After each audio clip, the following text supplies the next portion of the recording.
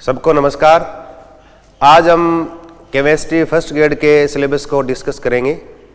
और जैसे सभी बच्चों को पता है कि पिछली जो आरपीसी भर्ती हुई फर्स्ट ग्रेड की, उसमें जो सिलेबस जारी किया गया वो सिलेबस अपने पास है। और अभी तो नया सिलेबस जारी हुआ भी नहीं है और अभी भर्ती जैसे आने वाली है, उसके बाद सिलेबस वगैरह जारी होंगे। और वैसे घबराने की आवश्यकता नहीं है, सिलेबस में ज़्यादा यानी इसमें परिवर्तन होता नहीं है। आरपीसी क्या करेगी, इस पूरे सिलेबस में से केमिस्ट्री फर्स्ट ग्रेड में से हो सकता है कोई एक टॉपिक हटा दे, या हो सकता है कोई एक टॉपिक जोड़ दे, या इससे अधिक ये हो सकता है कि किसी यूनिट में से एक टॉपिक निकाल के उस टॉपिक को किसी तीसरी यूनिट के अंदर जोड़ दे। बस इतना ही आरपीसी करती है, इसके अलावा सिलेबस में कोई यानी आमूल चूक परिवर्तन होता नहीं है। अब देखो, इस यानी हमारी केमिस्ट्री फर्स्ट ग्रेड के सिलेबस के वैसे 3 पार्ट है। एक तो यानी 12th स्टैंडर्ड का पार्ट है, एक अपने पास बीएससी स्टैंडर्ड का पार्ट है और एक है एमएससी स्टैंडर्ड का पार्ट है। तीनों में 10-10 यूनिट लिख रखी हैं। और इनमें थोड़ा ध्यान रखना है कि जो अपने एमएससी पार्ट जो है उनमें केवल क्या है 10 क्वेश्चन ही आते हैं। और इन तीनों पार्टों को अलग अलग पढ़ने की बजाय मैंने क्या किया है, मैं जैसे पीछे भर्तियों बच्चों को पढ़ाया है मैंने, अब जैसे आगे अपने जो बैच वगैरह चल रहे हैं ऑनलाइन भी अपना, जैसे एएस लर्निंग के नाम से ऐप है जिस पर ऑनलाइन क्लासेस जो हैं अपनी ऑफलाइन वीडियो जो आपको मिलेंगे वो उसको आप परचेज कर सकते हो। उसके ऊपर भी आपको क्लासरूम के सारी वीडियो और पीडीएफ मिलेगी। तो वहाँ पर हमने क्या किया, इस पूरे सिलेबस या की जो 30 यूनिट हैं, इन 30 यूनिट को हमने काट कर क्या किया है, उसको 20 यूनिट के अंदर हमने डिवाइड कर रखा है। क्योंकि आरपीसी ने क्या कर रखा है कि एक टॉपिक जैसे 12th स्टैंडर्ड का दे रखा है, उसी टॉपिक को थोड़ा सा बढ़ा के यानी ग्रेजुएशन वाले स्टैंडर्ड में रख दिया, थोड़ा बढ़ा के उसको पीजी वाले स्टैंडर्ड में रख दिया। तो हम क्या करेंगे, उस टॉपिक को 3 बार अलग अलग न पढ़कर उस टॉपिक को क्या करेंगे, हम एक ही जगह पढ़ेंगे। और ताकि बच्चों को बार बार एक टॉपिक पर कंसंट्रेट करने के लिए बार बार दिमाग को घुमाना न पड़े, इसलिए क्या किया हमने उन टॉपिक को एक जगह इकट्ठा करके और फिर मैंने पूरा सिलेबस किया वापस दोबारा नए तरीके से बनाया है। अब यहाँ हम डिस्कस करेंगे कि कौन से टॉपिक में से एग्जाम में क्वेश्चन कैसे आते हैं। अब इनमें मैंने एक जैसे पीडीएफ तैयार की है और इनमें पीछे भर्तियों के एग्जाम में जो क्वेश्चन आए उनको मैंने यहाँ लिखा है, तैयार किया है। और अब देखो, इन क्वेश्चनों में अगर हम देखें यहाँ तो इन प्रश्नों में सबसे पहले देखो, आरपीसी फर्स्ट ग्रेड केमिस्ट्री में जैसे 2 पेपर होते हैं, बता आपको, एक तो जीके वाला पैटर्न जिसमें 75 क्वेश्चन आएंगे और 150 नंबर के आएंगे, और एक यहाँ पर देखो paper second subject plus psychology, और इसमें सब्जेक्ट के 120 क्वेश्चन और 30 क्वेश्चन क्या आएंगे, साइकोलॉजी के भी आएंगे। तो साइकोलॉजी भी इंपॉर्टेंट चीज, इसमें अपने ऐप पर साइकोलॉजी का सिलेबस भी आपको मिलेगा। और उनमें टोटल कितने हैं, 120 क्वेश्चन तो सब्जेक्ट के हैं और 30 है साइकोलॉजी के। तो सब्जेक्ट के 240 नंबर का सब्जेक्ट आएगा यहाँ आपके, और 60 नंबर की क्या आएगी, साइकोलॉजी।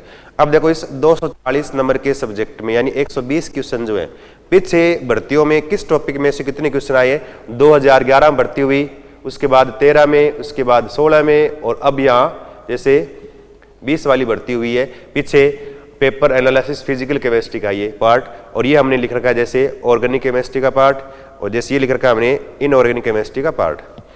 अब देखो, सबसे अधिक और ये मोस्ट इंपॉर्टेंट टॉपिक है जो हम स्टार्ट में पढ़ते हैं, एटॉमिक स्ट्रक्चर का।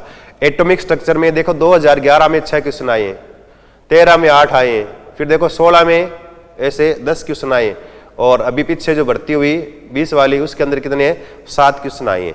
इसी प्रकार से थर्मो वाले पॉइंट के अंदर 11 में 12 क्वेश्चन आए, 2013 में 14, 16 में 12, और 2020 में कितने आए हैं, ऐसे 11 क्वेश्चन आए हैं ये।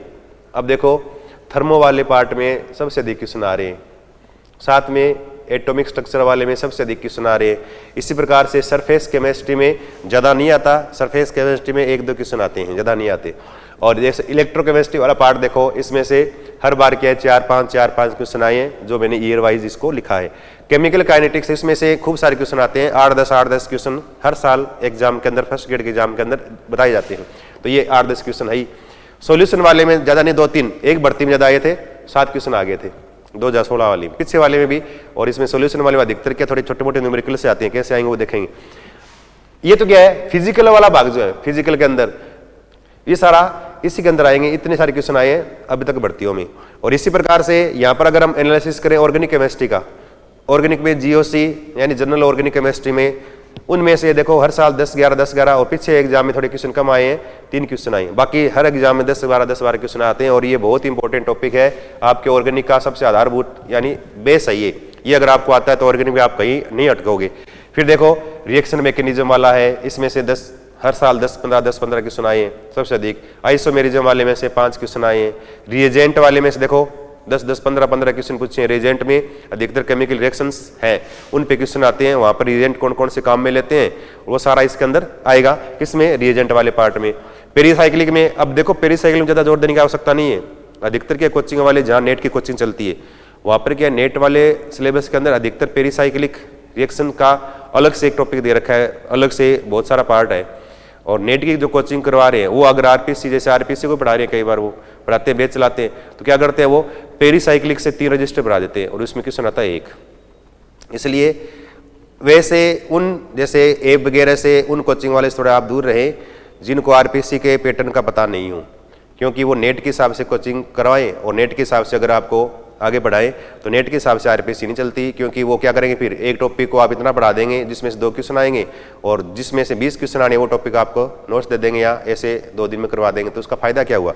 अब देखो यहाँ पेरीसाइक्लिक में हर बार बच्चों को बोलता हूँ, पेरीसाइक्लिक में पेटेंट क्वेश्चन है, कोई भी रिएक्शन लिख देंगे, कौन सी रिएक्शन का टाइप पूछ लेंगे पेरीसाइक्लिक में, किस प्रकार का सिग्मा ट्रॉपिक है या 1,5 है या 3,5 जो भी है सिग्मा ट्रॉपिक पूछ लेंगे, या फिर उसमें एडिशन रिएक्शन पूछ लेते कई बार, चक्रीय अभिक्रिया है या उसमें क्या है 2+4 वाला कुछ भी पूछ ले, ऐसे एक रिएक्शन आती है और उसको आप इजीली, अधिकतर डिल्स-एल्डर वाला रिएक्शन आती है, इसमें 2-3 बार आ गई है, तो अधिकतर क्या है एक क्वेश्चन आता है और आप उसको इजीली कर सकते हो, उसमें ज्यादा कोई दिमाग लगाने की आवश्यकता है नहीं, तो इसलिए पेरीसाइक्लिक पर ज्यादा जोर देने की आवश्यकता नहीं है।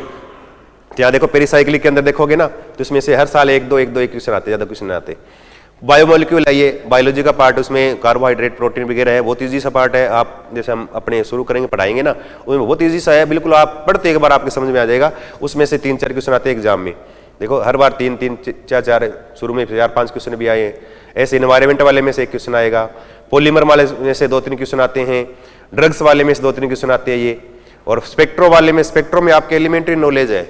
और क्या करते हैं अधिकतर कोचिंग वाले स्पेक्ट्रोस्कोपी, क्योंकि उनके नेट में स्पेक्ट्रोस्कोपी आती खूब सारी, तो क्या करते हैं स्पेक्ट्रोस्कोप पढ़ाते हो 2-3 महीने लगातार, और क्वेश्चन उसमें आएंगे 2-3, क्योंकि एलिमेंट्री नॉलेज आपके स्पेक्ट्रोस्कोपी का, यूवी है, विजिबल है, आईआर है, एनएमआर है, जो भी स्पेक्ट्रोस्कोपी है उनके एलिमेंट्री यानी बेसिक चीजें क्या है, उनमें क्या उनकी थ्योरीज है, उनमें किस प्रकार से पीक वगैरह निकालना है, वो जनरल थोड़ा सा ईजी से क्वेश्चन आता है, उसमें ज्यादा हवुल्ला करने की आवश्यकता है नहीं, इतना सारा मीटर आप कर लो कि 2-3 आपके रजिस्टर भर जाए, उसमें फिर आप पढ़ ही नहीं पाओ, क्वेश्चन ही नहीं हो, फायदा क्या है उसमें। तो इसमें देखो स्पेक्ट्रोस्कोपी में हर 2-3 क्वेश्चन आते हैं, ज्यादा क्वेश्चन नहीं आते।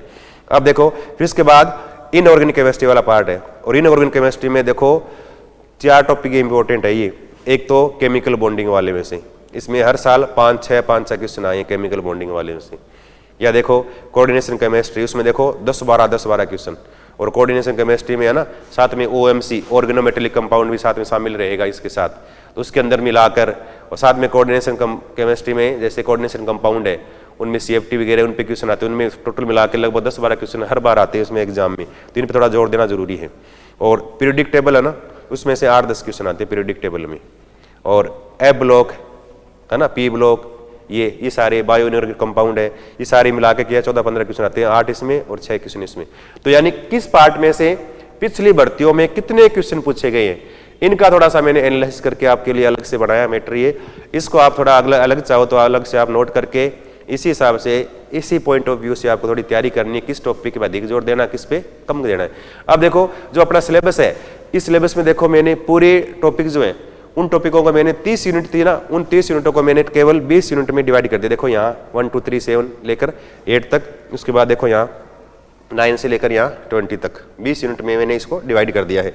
अब कैसे करेंगे, देखो यहाँ सबसे पहले एटॉमिक स्ट्रक्चर, और एटॉमिक स्ट्रक्चर जो है ना, एटॉमिक स्ट्रक्चर में ज़्यादा नहीं है, एटम है क्या, फिर एटम के fundamental particles, proton, neutron, electron, उनकी डिस्कवरी के बारे में थोड़ा सा पढ़ना है।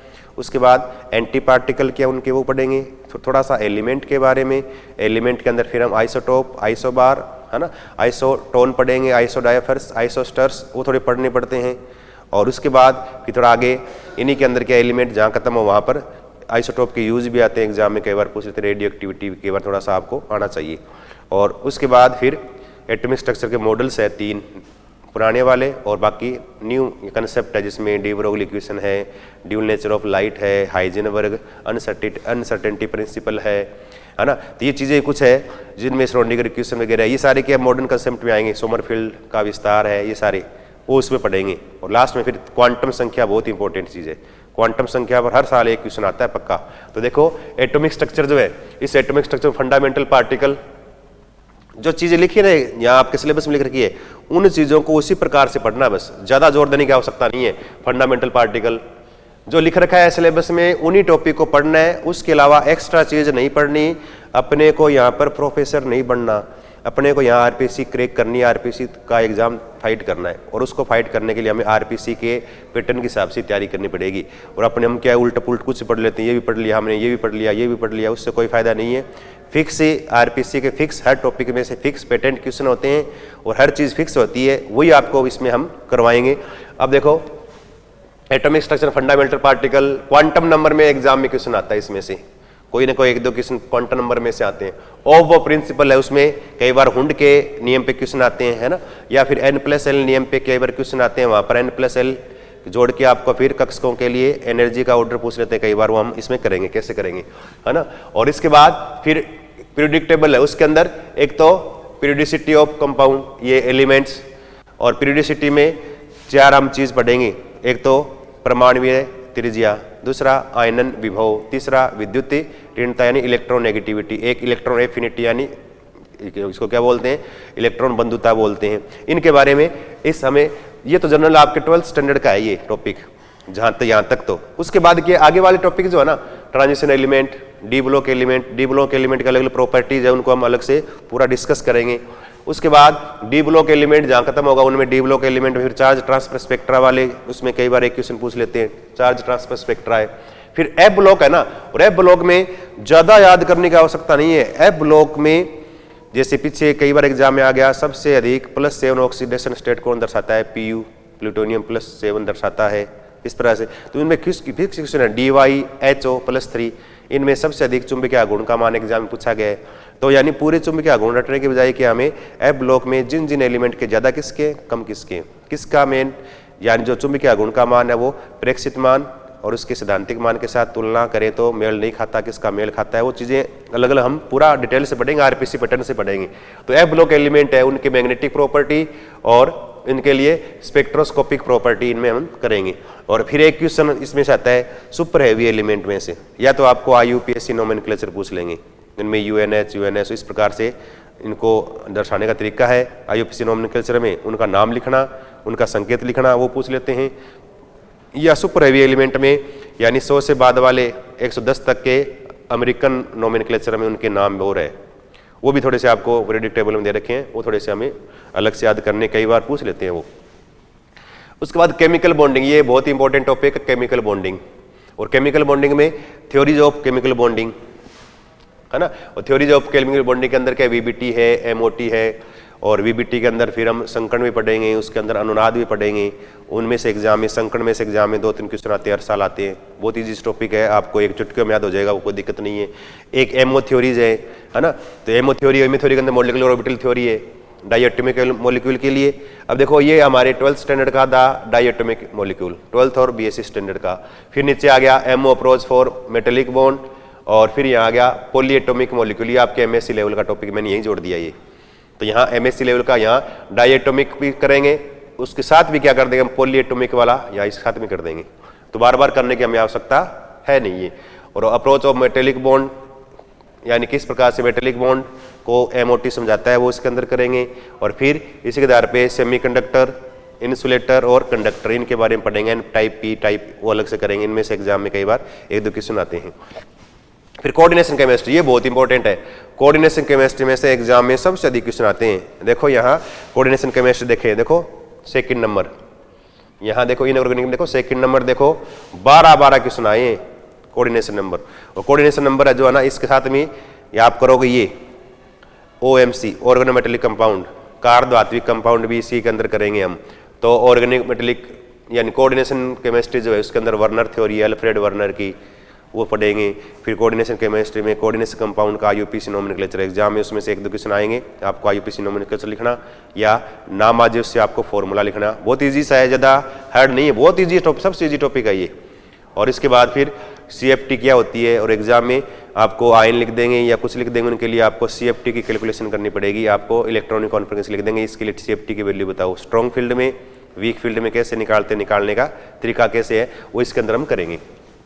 और फिर factor affecting CFT, crystal field splitting या crystal field stabilization energy CFSE को कौन कौन से फैक्टर इफेक्ट करते हैं, प्रभावित करने वाले कारक कौन से हैं, वो इसके अंदर करेंगे। और एक जॉन टेलर इफेक्ट, किस किस के अंदर जॉन टेलर इफेक्ट होता है, कई बार एग्जाम्पल पूछ लेते हैं, तो एग्जाम्पल तो यहाँ पर हम JTE कैसे निकालेंगे, जॉन टेलर इफेक्ट निकालने का तरीका क्या है, वो आपको तरीका बताएंगे, रटने की आवश्यकता नहीं है। फिर यहाँ पर अगला पॉइंट है केमिकल काइनेटिक्स, और केमिकल काइनेटिक्स में आपके 12th स्टैंडर्ड का भी और BSc स्टैंडर्ड का भी है। तो केमिकल काइनेटिक्स में हम क्या करेंगे, पहले रेट ऑफ रिएक्शन वो पढ़ेंगे, उनमें छोटे मोटे न्यूमेरिकल बनते हैं वो करेंगे। फिर यानी ऑर्डर ऑफ रिएक्शन पढ़ेंगे, 0 ऑर्डर, फर्स्ट ऑर्डर और सेकंड ऑर्डर, आपके 3 सिलेबस में ये हमें करनी है। उनके लिए फिर क्या करेंगे, एक इंटीग्रेशन रिएक्शन, समाकलित समीकरण करना, डिफरेंशिएशन रिएक्शन यानी अवकलित समीकरण निकालना, कैसे निकालना है, निकालने का कि उसका सिस्टमेटिक तरीका है एक, वो अगर आप थोड़ा सा आप ध्यान रखोगे तो आप कहीं नहीं अटकेंगे। उसके लिए हाफ लाइफ निकालना, किस प्रकार से उनके लिए फॉर्मूला निकालना है, फिर फॉर्मूले से क्या है उनके लिए किस प्रकार से आप उत्तर निकालेंगे, उत्तर निकालने का तरीका क्या है, वो आप इजीली कर सकते हो, उसमें कोई हाउला करने वाली बात नहीं है, बहुत ही ईजी टॉपिक है। इसके अंदर कोलिजन थ्योरी पढ़ेंगे, फिर रेट ऑफ रिएक्शन उनको डिफाइन करने के लिए अलग अलग थ्योरीज है। थ्योरीज के अंदर क्या पढ़ेंगे हम, सबसे पहले ये थ्योरीज के अंदर एक तो पढ़ेंगे कोलिजन थ्योरी और एक ट्रांजिशन स्टेट थ्योरी, 2 पढ़ेंगे, किसके द्वारा दी गई, इनमें कंपैरिजन करेंगे। और इसके बाद काइनेटिक्स ऑफ फोटोकेमिकल रिएक्शन और एसिड बेस, और एसिड बेस में अम्ल क्षार वाले में, और एंजाइम कैटलिस्ट, एंजाइम किस प्रकार से कैटलिस्ट के रूप में काम करेगा, वो इसके अंदर हम इसके अंदर थ्योरी पढ़ेंगे, ताला चाबी सिद्धांत वगैरह सब भरा। फिर सॉल्यूशन वाला टॉपिक है ये, और सॉल्यूशन वाले टॉपिक में एग्जाम में क्वेश्चन जो आते हैं वो कि एक पैटर्न क्वेश्चन है, छोटे छोटे आपको न्यूमेरिकल मिलेंगे, किसी की नॉर्मेलिटी निकालना है, मोलरिटी निकालना है, या फॉर्मुलिटी निकालना है, या मोलिलिटी निकालना है, इस तरह से। तो यानी इनमें सॉल्यूशन वाले टॉपिक के अंदर आपको या तो न्यूमेरिकल मिलेगा 1-2, और ऐसे न्यूमेरिकल मिलेंगे जिनमें वैल्यू आप पुटअप कर दोगे, पुटअप करते तुरंत आपके सामने उत्तर आ जाएंगे, ज़्यादा गुणा भाग करने की आवश्यकता है नहीं है। और या इसमें क्या है, सॉल्यूशन के अंदर आइडियल और नॉन आइडियल सोल्यूशन है, ये आइडियल और नॉन आइडियल सॉल्यूशन है, इनमें से एग्जाम में कई बार क्वेश्चन पूछ लेते हैं। तो आइडियल और नॉन आइडियल सॉल्यूशन के एग्जांपल करेंगे हम, और एग्जांपल बहुत इंपॉर्टेंट है, हर बार एग्जाम में एक क्वेश्चन आता है इस एग्जांपल में कि कौन सा निम्नलिखित में से कौन सा आदर्श विलियन आइडियल सॉल्यूशन का उदाहरण है, कौन सा नॉन आइडियल का एग्जाम्पल है, वो इसमें हम एग्जाम्पल करना जरूरी है।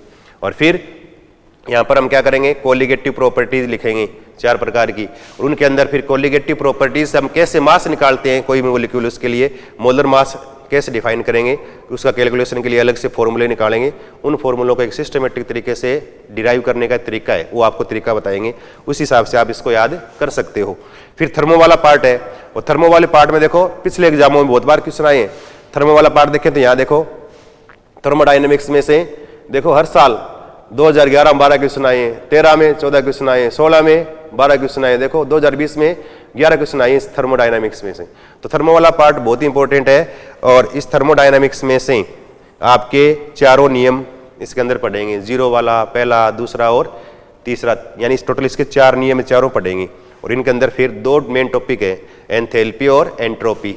इनमें चेंजेस किस प्रकार से होता है आइडियल गैसेज के लिए और नॉन आइडियल गैसेज के लिए, एंथैल्पी किस प्रकार से हम निकालेंगे, वो इसके अंदर अलग से फॉर्मूले हैं, उन फॉर्मूलों को अप्लाई करते हुए हम निकालेंगे। और इसके अलावा फिर एक Gibbs free energy delta G, और 2 बार क्वेश्चन आ गया ये डेल्टा जी पर कि स्वतः प्रक्रम, स्पॉन्टेनियस जो प्रक्रम होता है उनके लिए, स्वतः प्रक्रम के लिए डेल्टा जी की वैल्यू कितनी होती है, वो नेगेटिव होती है, किस प्रकार से होती है, एंट्रोपी की वैल्यू कैसी होती है, वो सारा निकालना इस थर्मोडायनेमिक्स वाले पार्ट में।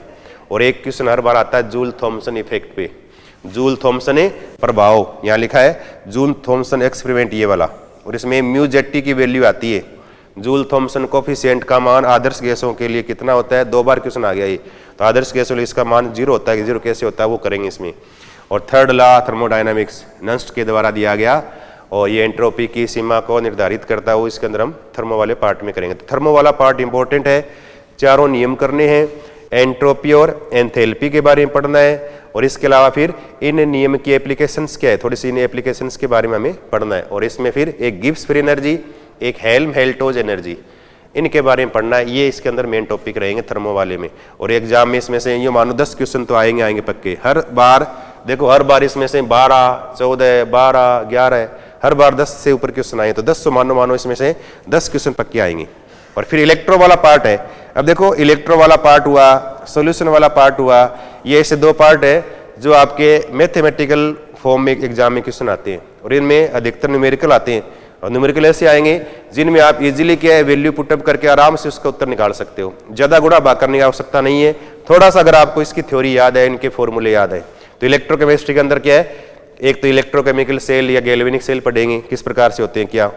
और उसके बाद इलेक्ट्रोकेमिकल में इलेक्ट्रोलाइटिक यानी क्या इलेक्ट्रोलिसिस होता है और इलेक्ट्रोलाइटिक कितने होते हैं वो, उनके बारे में यानी वीक और प्रबल इलेक्ट्रोलाइट है उनके बारे में पढ़ेंगे। और इलेक्ट्रोलिसिस होता क्या है, और कई बार एग्जाम में पूछा गया है, एक तो जलीय नमक और एक क्या है मेल्ट किया हुआ नमक यानी NaCl।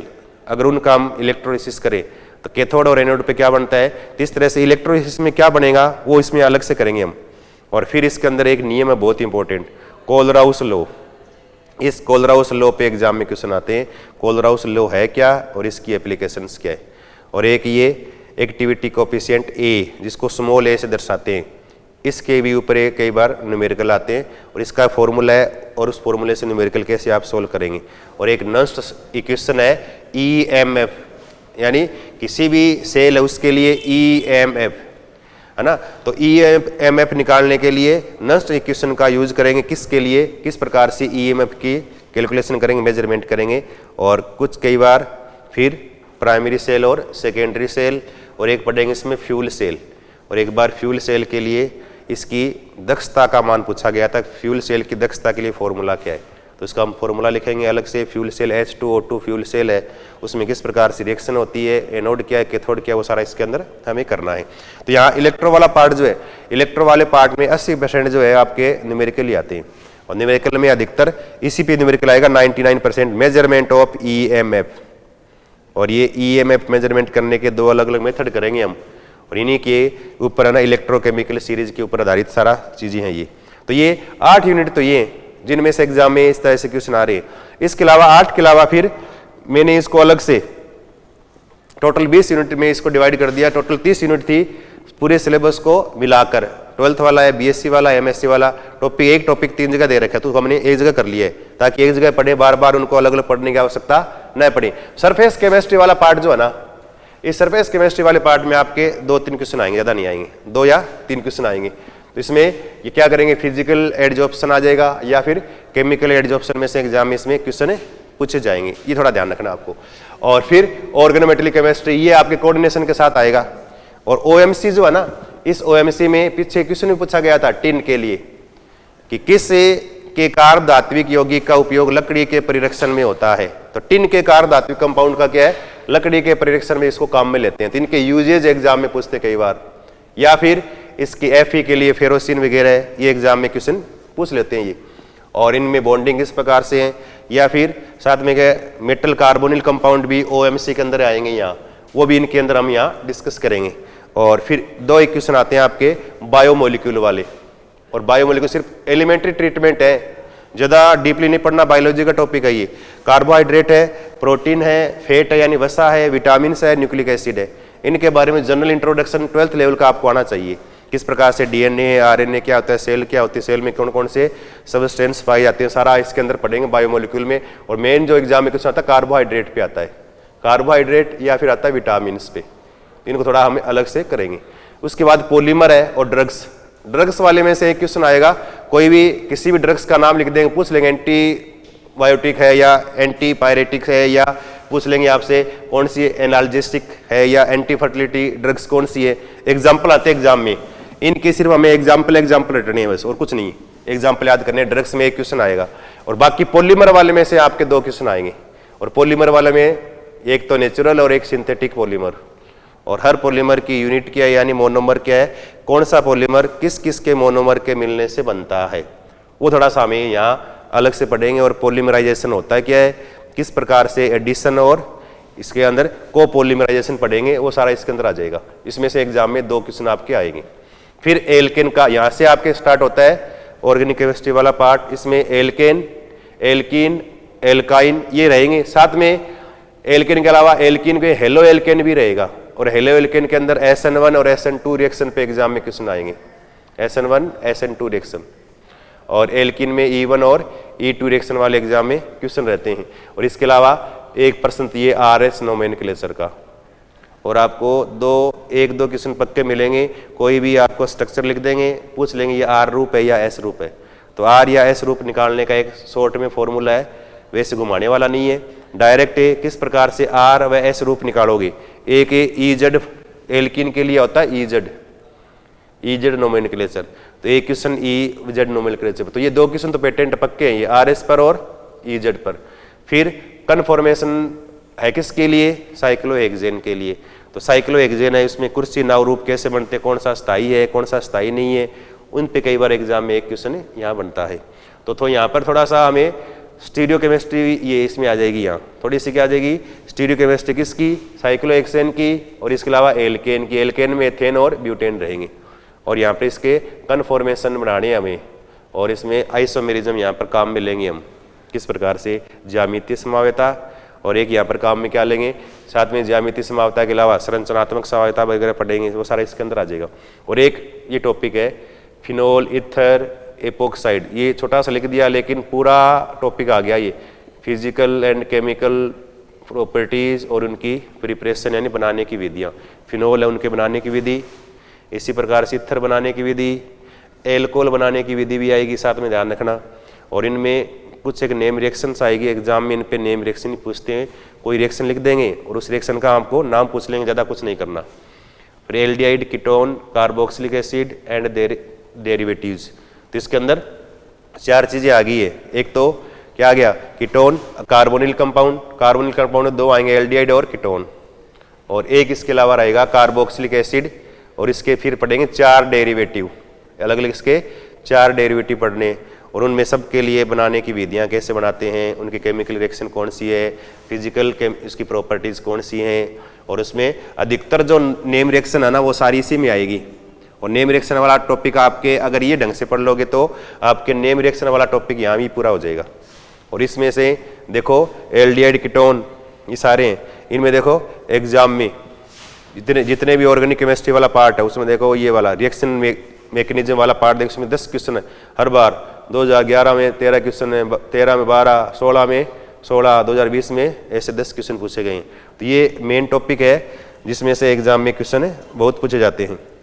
और फिर एरोमेटिक कंपाउंड में आ जाएगा यहाँ हेलो, नाइट्रो, एमिनो एरिन्स और डाइएजोनियम साल्ट, इनमें ज़्यादा नहीं 2 से 3 क्वेश्चन एग्जाम में पूछे जाते हैं। वापस वही chemical properties, physical preparation methods वगैरह इनमें, और इनमें की नेम रिएक्शन आ जाएगी। और फिर एरोमेटिसिटी, उनमें आपको पूछ लेंगे कौन सा कंपाउंड एरोमेटिक है या नहीं है, आपको फॉर्मूला लिख देंगे बस। और इस एरोमेटिसिटी में से 2 या 3 क्वेश्चन एग्जाम में आएंगे, और इसके अंदर बेंजीन के बारे में पढ़ेंगे मेन, और बेंजीन में किस प्रकार से जोड़ने वाले समूह बेंजीन पर किस प्रकार से प्रभाव डालेंगे, ऑर्थो, पैरा, बेटा कैसे रहेगा, आने वाले ग्रुप को कहाँ जोड़ेगा, सारा इसके अंदर बेंजीन वाले इलेक्ट्रोफिलिक सब्स्टिट्यूशन रिएक्शन के अंदर आएगा। और इनके अंदर अलग अलग रिएक्शन है, उनमें किस प्रकार से कौन सी चीज़ें याद रखनी है। और ये टॉपिक बहुत इंपॉर्टेंट है, orientation of functional group, functional group का बेंजीन के ऊपर किस प्रकार से ओरिएंटेशन हो कि आने वाले ग्रुप को कहाँ पर डाइवर्ट करेगा, वो रहेगा इसके अंदर। और नेम रिएक्शन, अब देखो नेम रिएक्शन में पूरा याद करने की आवश्यकता नहीं, पूरी केमिकल रिएक्शन उसके स्टेप बाय स्टेप याद करो। एग्जाम में इस पर 3 प्रकार से प्रश्न बनते हैं बस, या तो अभी तक जितने एग्जाम हो इनमें या तो कोई रिएक्शन लिख देंगे नेम रिएक्शन, उस रिएक्शन का आपको नाम पूछ लेंगे कि ये रिएक्शन है क्या, या फिर क्या करेंगे कोई रिएक्शन का नाम लिख देंगे, फिर नीचे क्या है रिएक्शन, एक सीधी रिएक्शन लिख देंगे, पूछ लेंगे ये रिएक्शन पहचानो, तब आपको पहचाना दोनों क्वेश्चन एक दूसरे का अपोजिट है। या फिर क्या है अधिकतर इसमें इनके अंदर बनने वाले इंटरमीडिएट पूछते हैं कि अभिक्रिया के दौरान मध्यवर्ती का निर्माण, मध्यवर्ती कौन सा बनेगा। तो 3 बातें इसमें याद रखनी है बस, कि रिएक्शन का टाइप कौन सा है वो याद रख लें, और एक इसमें इंटरमीडिएट यानी मध्यवर्ती क्या बनेगा, और अधिकतर एग्जाम में इसमें मध्यवर्ती पूछते हैं। या फिर कोई केमिकल रिएक्शन के दौरान कोई स्टेबल प्रोडक्ट बने उसके बारे में एग्जाम में कई बार पूछ लेते हैं। तो पूरा याद करने की आवश्यकता नहीं नेम रिएक्शन में कि पूरी रिएक्शन को याद करो, हर रिएक्शन के आप प्रोडक्ट याद कर लो, हर रिएक्शन के रिएजेंट याद कर लो, किससे क्या बनेगा उतना याद कर लो, पूरे उस रिएक्शन के स्टेप याद करने की आवश्यकता नहीं है। फिर याद कर लो आप उसमें इंटरमीडिएट यानी मध्यवर्ती क्या बनता है, कार्बोकेटाइन बनता है, या कार्बोनाइन बनता है या फिर इंटरमीडिएट में फ्री रेडिकल बनते हैं, जो भी है वो आपको याद करनी है बस। और ज़्यादा नहीं तो 2 या 3 ऐसे क्वेश्चन इसमें आएंगे नेम रिएक्शन वाले, और बहुत ईजी आते हैं, तुरंत आप देख के पहचानना है बस आपको, और इसमें ज़्यादा कुछ करना नहीं है। और पेरीसाइक्लिक का जैसे मैंने बताया, पेरीसाइक्लिक वाला वैसे पूरी एक बुक है, और अधिकतर कोचिंग वाले या ऑनलाइन क्लासेज वाले के इसमें से एग्जाम में एक ही प्रश्न आएगा, और पीछे के एग्जाम में देखो 1 या 2 क्वेश्चन से अधिक इसमें से नहीं आए कभी भी। इस पेरीसाइक्लिक रिएक्शन में से 1 या 2 से अधिक क्वेश्चन नहीं आया आज तक। अब देखो इसमें देखो पेरीसाइक्लिक रिएक्शन, तो यहां इसमें लिखा होगा ये कोऑर्डिनेशन प्रिडिक्टेबल ए ब्लॉक, और इनऑर्गेनिक केमिस्ट्री वाला ड्रग्स केवल इन्वायरमेंटल पेरीसाइक्लिक एंड फोटो, ये रहा। इसमें से क्या केवल एग्जाम में एक ही प्रश्न आता है, ये रहा पेरीसाइक्लिक वाला, इसमें से एक ही प्रश्न आता है एग्जाम में हर बार, और एक क्वेश्चन आता है। तो पूरा इतना बड़ा याद करने की आवश्यकता नहीं है अब कि आप इस पूरे को याद करो, और इस पेरीसाइक्लिक रिएक्शन में एक प्रश्न आएगा तो उस क्वेश्चन को आप आराम से देख के आराम से कर सकते हो। 4 ऐसे ऑप्शन आएंगे, रिएक्शन का प्रकार पूछेंगे बस, सिग्मा ट्रॉपिक है, सिग्मा ट्रॉपिक में 1,5 है या 1,3 है या 3,5 है, कुछ भी है, तो उनको आप इजीली याद करके आप बता सकते हो, पूरा रटने की आवश्यकता नहीं है। और अधिकतर कोचिंग वाले 4 रजिस्टर इसी में भराते हैं, पेरीसाइक्लिक में प्रश्न आता है 1। तो और लास्ट में इन्वायरमेंटल केमिस्ट्री में 2 क्वेश्चन आएंगे, इसमें ओजोन डिप्लीशन पे क्वेश्चन आता है, ओजोन क्षरण पे, और ओजोन क्षरण पे या ग्रीन हाउस इफेक्ट पे क्वेश्चन आएगा एक, ग्रीन हाउस गैस, पिछले एग्जाम में क्वेश्चन आया हुआ है ग्रीन हाउस गैस कौन सी है बस, या ओजोन को क्षति पहुंचाने वाले कारक कौन कौन से हैं, या ओजोन क्या काम करता है, ओजोन को कौन नष्ट कर रहा है। इस प्रकार से एग्जाम में सिंपल जनरल साइंस वाले क्वेश्चन पूछते हैं इस इन्वायरमेंटल वाले पार्ट में। और ये पार्ट जो है ना आगे elementary idea of IR, UV, NMR, ये स्पेक्ट्रोस्कोपी है। इन स्पेक्ट्रोस्कोपी का एलिमेंट्री आइडिया है, तो इसमें पूरा आपको थ्योरी वगैरह इनकी एप्लीकेशन सारी नहीं पढ़नी, केवल इनकी बेसिक नॉलेज आपको होनी चाहिए कि IR है क्या, इस IR में कौन सी लाइट यूज करेंगे, UV के अंदर किस प्रकार के प्रकाश का उपयोग होता है, और एग्जाम में 2 बार तो पूछा गया है कि NMR में कौन से प्रकाश का यूज करते हैं, रेडियो वेव का यूज करते, 2 बार पूछ लिया ये। तो हर स्पेक्ट्रोस्कोपी में किस तरंग दैर्ध्य के प्रकाश का यूज करेंगे वो पूछना याद रखना है। और NMR के अंदर अधिकतर कई बार इसमें पीक पूछते हैं कि NMR में किस प्रकार से पीक बनती है, और पीक के अंदर यहाँ पर कि कोई कंपाउंड लिख देंगे और इसमें पूछ लेंगे NMR में इसमें कितने पीक प्राप्त होते, पीक निकालने का तरीका है। IR में वाइब्रेशन है ना, मोलिकुलर वाइब्रेशन आ जाएंगे, UV के अंदर इलेक्ट्रॉनिक ट्रांजिशन आ जाएंगे, तो उनके टाइप है। तो जनरल चीजें ये, और इनमें अगर थोड़ा सा आप ध्यान से पढ़ें और जो वही चीज पढ़ें जो आपके एग्जाम के ओरिएंटेशन से सही है, तो आपके आराम से इसमें से 2 या 3 क्वेश्चन जो NMR, UV और IR स्पेक्ट्रोस्कोपी में आएंगे आराम से सही हो जाएंगे। तो ये पूरा सिलेबस है, टोटल इसमें 30 यूनिट थी, इसको सबको मिला के अपन ने इसको 20 यूनिट में डिवाइड कर लिया है, और इसी 20 यूनिट के अकॉर्डिंग के हमें इसको पढ़ना है। एक टॉपिक को पहले 12th में पढ़ना, उसके बाद BSc वाले पार्ट में, फिर उसके बाद MSc वाले पार्ट में, ऐसा नहीं करेंगे। एक टॉपिक को एक जगह पढ़ना है, चाहे 12th वाला स्टैंडर्ड का तो उसको वहीं पढ़ लिया, उसी से संबंधित आगे वाला टॉपिक BSc में थोड़ा स्टैंडर्ड बढ़ गया तो उसको आगे वहीं लेके आए, और MSc वाले पार्ट को भी हम वहीं पर पढ़ेंगे। तो हर एक चीज़ जो है जो एक जगह रहे उसी के अकॉर्डिंग क्या करेंगे, हम इनको आगे डिवाइड करके 20 यूनिट के अंदर इनको हमने बांटा है, और इसी के अकॉर्डिंग अपना पूरा ऑनलाइन सिलेबस भी चलेगा और ऑफलाइन सिलेबस भी इसी के अकॉर्डिंग चल रहा है। तो जो मैंने अभी बताया कि किस पार्ट में एग्जाम में कितने क्वेश्चन आते हैं, ये थोड़े से आपको अलग से याद नोट कर लो, ये याद रख लो, ये चीज़ याद रखनी जरूरी है। कौन से टॉपिक में से एग्जाम में आज तक कितने % पूछे गए हैं और आगे आने की संभावना किन किन क्वेश्चन की, तो ये थोड़ा सा आप इसी को ध्यान में रख के आगे तैयारी करेंगे। धन्यवाद।